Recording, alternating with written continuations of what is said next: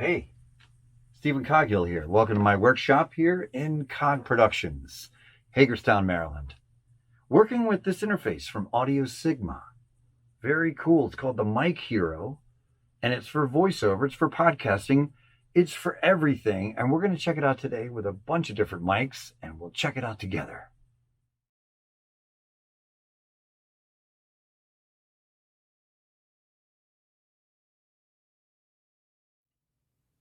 All right, so back in View, Atlanta, Cliff Zellman was walking around with a couple of cool interfaces. One of them was this one. Very small interface meant for basically the podcast community. But Fernando was trying to get people from the voiceover community to tell people what they thought of this. Now, it is very cool. It has two headphone outputs. It's got one XLR input on the top here. It has a USB-C connection for the computer, if you can see that.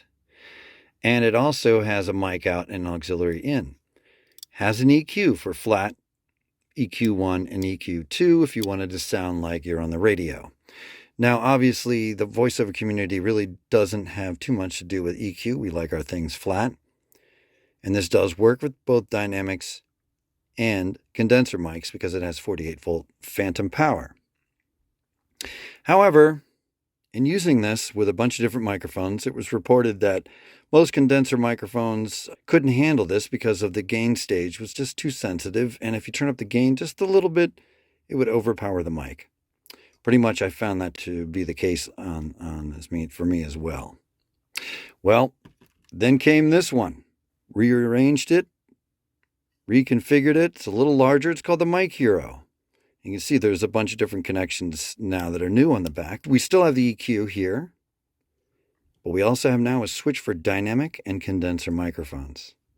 So that really changes the gain stage. You can use basically any type of mic without getting any kind of distortion. Additionally, we have a high-pass filter. We have actually two of them. You can easily see that Fernando changed the top also from this very shiny material to a dull material, which I like. It seems to resist fingerprints a lot easier.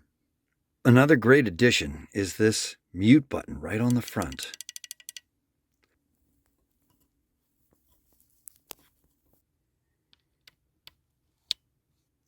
All right, we're all set up. Let's go to our first mic. All right, so you're probably asking yourself, what does it sound like? Well, we have a bunch of different mics that go through from dynamic to condenser and kind of some crazy ones. Let's see how it goes. Okay, this is the GLS ES57, which is basically a Shure SM57 clone. And this is what it sounds like through the AudioSigma MikeHero. This is with everything flat and all the bells and whistles and off. And this is just the dynamic microphone in its pure raw state. Yes, very quiet. Sounds great. And this is, oh, by the way, this is what happens when you hit the mute button that you're wondering. It actually mutes, and then it has a nice little slow pulse for the light, which is nice. All right, another dynamic for you. This is a Superlux PRA 628 MK2. Again, this is a very high SBL kind of microphone meant for kick drums and other type of things. But again, I'm just trying out different mics to see what it sounds like. Because who knows what microphone you might have. But, I'm going to throw a bunch at these, and I think this sounds great too.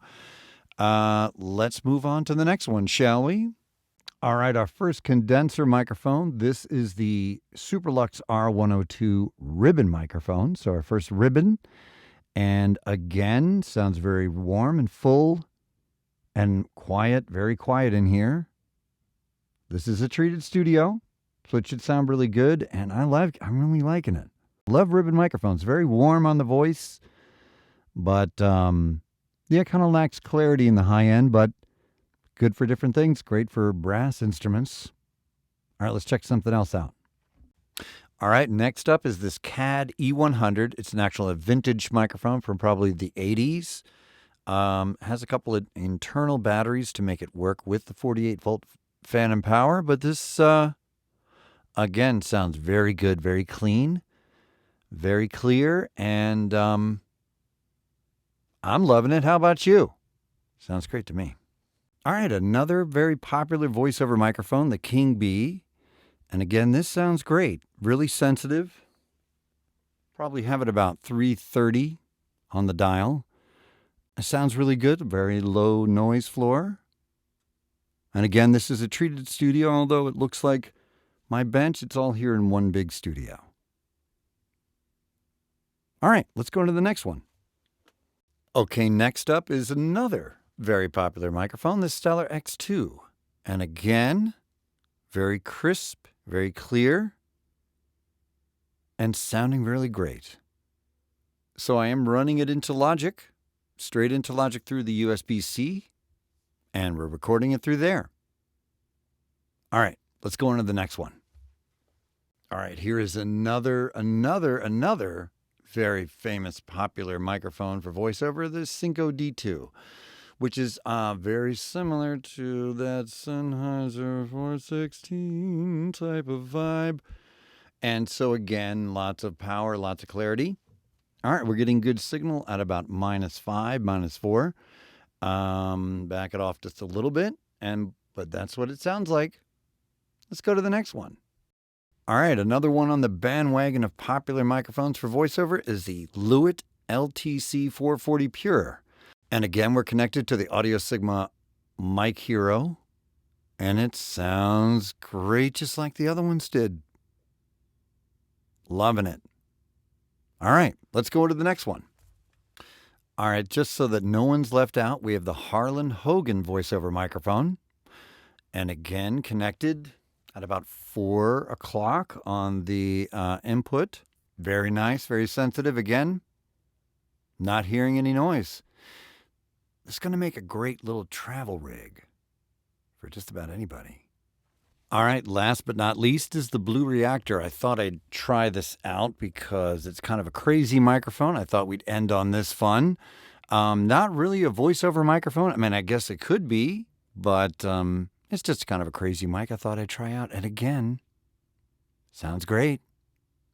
Seems to be working. Exactly. Don't hold the mute button because it does that. All right, we're back at my desk, and I have the Rode NTG2 connected to the MikeHero. And I thought we'd go through the EQ settings and the high-pass filter on there so you can see what they're doing. So let's go through the EQ. So let's hit EQ1 and see what happens. All right, so now this is EQ1. So this is obviously boosting the lower and the upper end of the frequency to give you more of a radio kind of voice. This is great for podcasters or someone who needs to maybe boost their EQ for some reason. Maybe their mic needs some fun for their recording. But, you know, most voiceovers don't use EQ, but it's there if you need it. Let's try EQ2. All right, this is EQ2. So, whoa, there's even more high end and even more low end in the signal. And so this is what that sounds like. Again, it's pretty aggressive. Let's turn it off.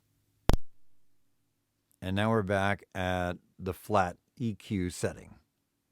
All right, the next thing we're going to try is the high-pass filter. So there's two high-pass filters. There's a high-pass filter 1 and a high-pass filter 2. So let's try 1. So this is high-pass filter 1. So this is going to start rolling off the bass at a certain frequency. I don't have those specs in front of me, but I can probably get those from Fernando and put those on the screen below you. All right, so this is high-pass frequency 2. So you can see it's rolling off even more the bass and just letting the mids and the highs shine through. All right.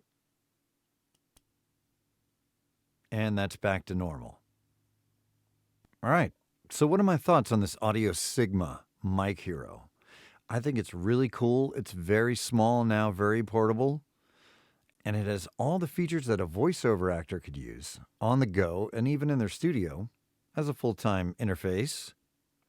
And the mute button is a great addition. Anyway, yeah, really cool. And I like the fact that the instructions are right on the back. You just scan the code and boop, boop, boop. Instructions pop up for you. Great little portable interface. Highly recommended. It's got the cool factor, a small form factor, and it appears to be very rugged. So I love it. I recommend it. And check it out at AudioSigma.com. Thanks for joining me. I'm Steven. Check me out at stevencoghill.com, and we'll see you next time.